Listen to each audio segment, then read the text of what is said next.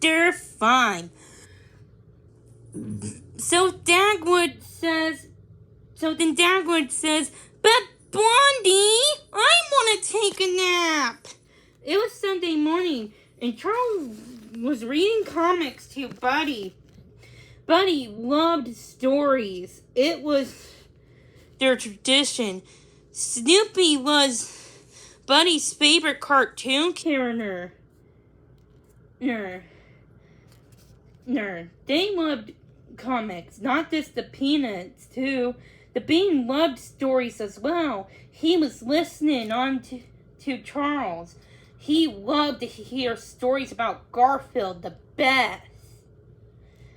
Then Dad and Lizzie were off on some errands, but before he left, Dad made some lovely blueberry pancakes. Charles eating 5, an all-time record. He was so stuffed he could hardly even poop. Even Buddy had gotten a pancake out of all thing.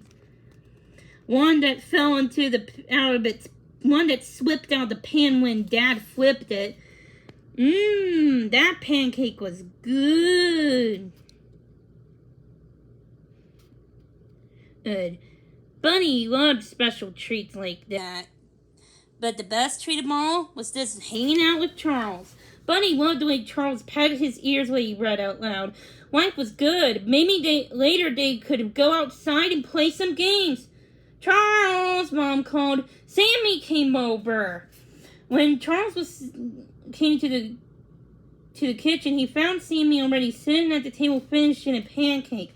Sammy always ate 2 breakfasts, one at home and one at the Petersons. Hey, he said when he saw Charles. Want to go see Patches? Who's Patches? Mom asked, confused, as she placed the syrup and butter into the cabinet. Nobody, Charles said. I mean, he's just a puppy we know. Oh, Charles! His mother gave him a stern look. Are you going to come home with another damn puppy to foster? Because if you are, young man, I'm not, Charles said. I promise we're just visiting.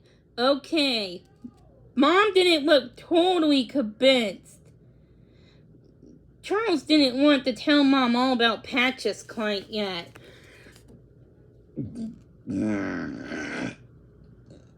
So he and Patches started to spy. Sammy decided to keep an eye on Patches' family in the morning to make sure they were treating him right. Somehow Charles didn't think his mom would approve. Spying was not high on her list of okay things to do, but Charles thought it was important to check up on a young pup like Patches. Charles patted Buddy and the Bean on their heads. He and Sammy then hopped onto their bikes and headed towards Ferndale Drive. This time, Charles walked right up onto the porch of the haunted house. Down to all the... I need to rub my eyes. I'm a little sleepy.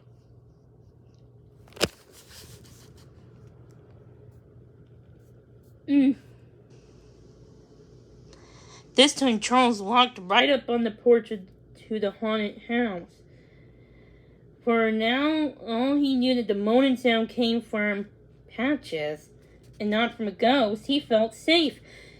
Hurry, hurry, behind these vines, Sammy whispered. When they got to the porch, we can see everything. But nobody can see us. They plopped down behind the vines. Charles pulled out a tiny notebook he had brought so they can keep track of how Patches was being treated. Patches was trying out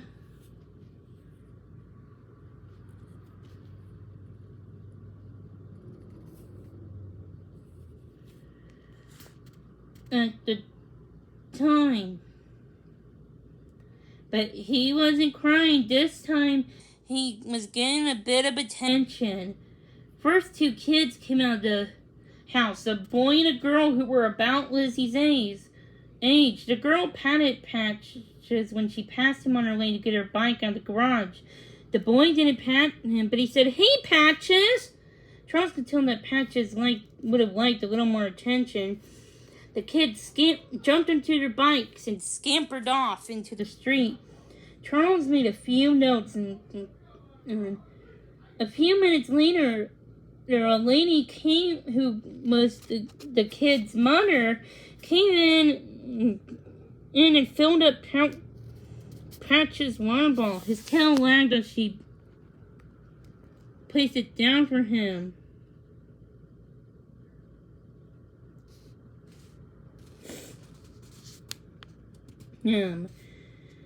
She didn't pat him or say anything. "Juana!" a voice screamed from inside. "Where are you?" That must have been the dad. His voice was loud. Charles shaked in fear at the very sound of his voice. What? He was mad. Mad enough to be mean to a puppy? Oh no, I hope not. Charles said, "I'm outside the dog," the woman called back. "I'll be right in." Excuse me about that. She rearranged the blankets that made up the puppy's bed. She then headed inside. Charles made more notes while he and Sammy sat and waited for something else to happen. Nothing much did. After a while, the kids came back onto their bicycles. They then left into the driveway and ran inside a little about saying hello to Patches. A little bit later, the whole family came out.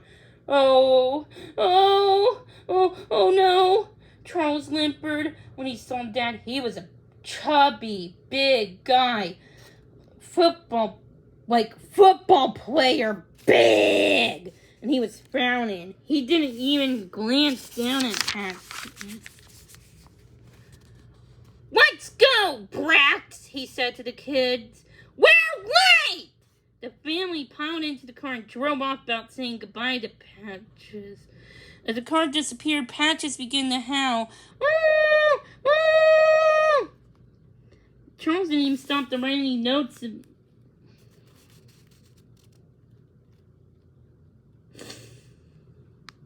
On his spy book. He ran inside the driveway and gave Patches a hug.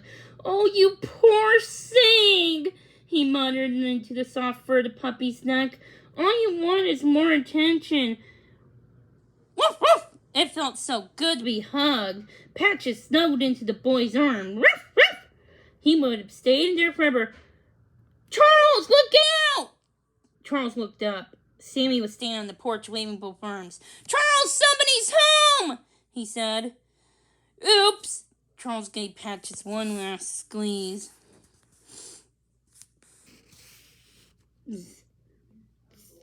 They then dashed into the driveway. When he joined Sammy on the porch, the man in the red sweater was sitting there again. "That's not the only reason I called you back here," Sammy said. "Listen." He held up one finger and tilted his head towards the side of the house. Charles tilted his head. What he heard made him gulp. It was a low moaning sound. Woo! It wasn't Patches. Maybe this time it was a ghost.